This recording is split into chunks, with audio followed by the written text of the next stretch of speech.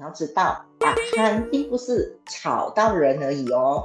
我们的身体是会付出代价的。通常打鼾就是有睡眠呼吸中止症的人，他患上高血压的几率是很高的，他患上心血管疾病也是很高的，很多人他会有糖尿病，而且还有中风的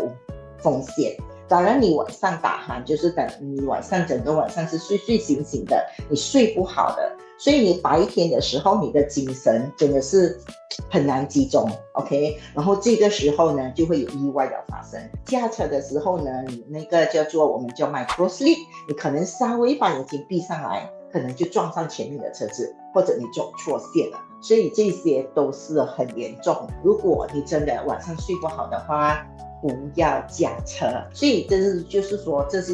睡眠呼吸中止症的一些危险。